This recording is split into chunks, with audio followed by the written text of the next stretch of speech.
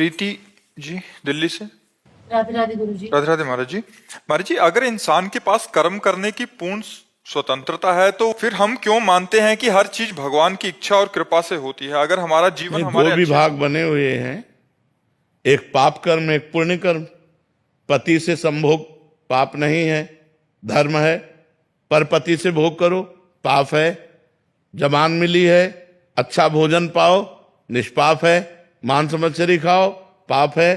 तो डिपार्टमेंट दो कर दिए गए हैं ना जगत के, तो उसके हिसाब से हमें चलना होगा। ऐसा थोड़ी कि हम कर्म करने में स्वतंत्र हैं तो जो चाहे कर सके। आप अपने शरीर को भी स्वतंत्र नहीं रख सकती। आप अपने शरीर की हत्या करना चाहे अभी रिपोर्ट कर दें, आपको दंड मिलेगा? नहीं मिलेगा, क्योंकि वो सरकारी वस्तु है।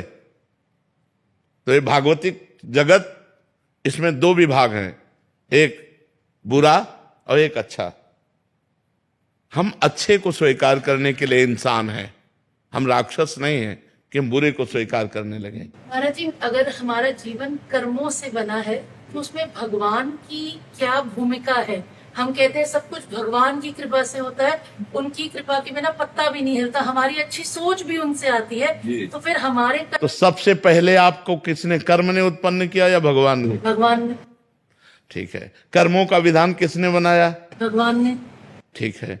आपको मनुष्य जन्म किसने दिया? भगवान ने। कर्म से नहीं कह सकती, क्योंकि भैंस बनकर, कुत्ता बनकर, सुअर बनकर हमने ऐसे कर्म नहीं किए कि सर्वोत्तम मनुष्य देह प्राप्त किए। इसके लिए आता है शास्त्र में, कबहू का करी करुणा नर देही देत ईश बिनु हेतु सनेही। कभी कृपा करके भगवान मनुष्य शरीर देते हैं। संस्कृति माज बरियाई के पायो मानुष देह वृथा कत डार। संस्कृति के चक्र को रोक कर बीच से निकाल लिया और भगवान ने कृपा कर मुझे मनुष्य जन्म दिया, अब अपना उद्धार कर लो। आप यहाँ वृंदावन आई अपने कर्म से नहीं, श्री राधिका कृपा बिनु सबके मनन अगम। किशोरी जी की कृपा से आई। आप साधु संग प्राप्त किए अपने कर्म से नहीं। अब मोहि भाव भरोसा हनुमंता बिनु हरि कृपा।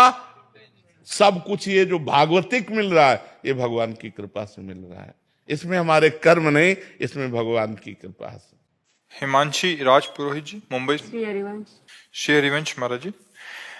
महाराज जी, सुधानिधि जी के एक श्लोक में पराक्रम से भुजाओं में शंख चक्र आदि चिन्ह नहीं लिखते, मस्तक पर विचित्र हरि मंदिर की रचना नहीं करते, जो कंठ में तुलसी की माला भी धारण नहीं करते। भुजमूलतोन खलु शंख चक्रादिकम विचित्र हरि मंदिरम न रचयन्ति भालस्थले लसत तुलसी मालिकाम दधत कंठ पीठे नवा गुरुर भजन विक्रमात्क हिते महाबुद्ध। इसी का अर्थ आप बता रहे। किसका प्रश्न है?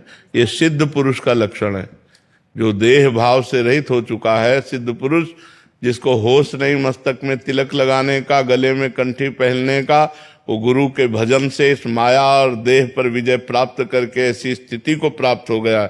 बोले कोई बिरला ही ऐसा होता है। इस श्लोक में लिखा है कोई बिरला ही ऐसा होता है जो ऐसी अवधूत स्थिति को प्राप्त हो गया कि अब शरीर की शुद्ध नहीं कि कंठी बांधे, तिलक लगावे, शंख चक्र छाप आदि लिखे। गुरुर भजन विक्रमात्क ईते महाबुद्धया। जो इतना भजन किया वो कोई महाबुद्धिमान आदमी जो तीनों शरीरों का राग त्याग करके बाहरी चिन्ह रहित होकर भगवत स्वरूप में स्थित है। सिद्ध महापुरुष की बात इसमें लिखी।